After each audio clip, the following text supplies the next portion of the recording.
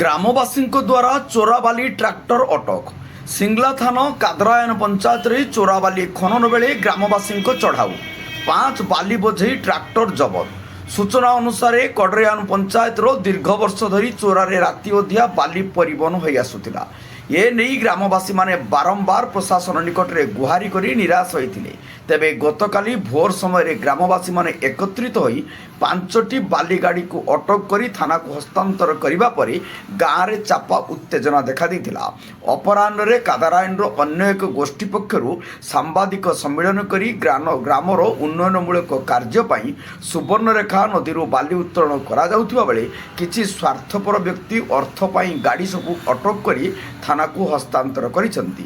ତେବେ ଗ୍ରାମର ରାସ୍ତା କାମ ଚାଲୁ ରହିବା ସହିତ ପଞ୍ଚାୟତକୁ 122ଟି ପ୍ରଧାନମନ୍ତ୍ରୀ ଆବାସ ମିଳିଥିବା ବେଳେ ଲୋକମାନେ କମ୍ ଖର୍ଚ୍ଚରେ ବାଲି ପାଇପାରୁଥିଲେ। ତେଣୁ ପ୍ରଶାସନ ତୁରନ୍ତ ଗ୍ରାମବାସୀଙ୍କ ଦୁଃଖ ବୁଝି ସହାୟତା କରିବାକୁ ନିବେଦନ କରିଛନ୍ତି। ବସ୍ତାରୁ ଶିରିଷ ମହାନ୍ତିଙ୍କ ରିପୋର୍ଟ, ଜନତା ଏକ୍ସପ୍ରେସ।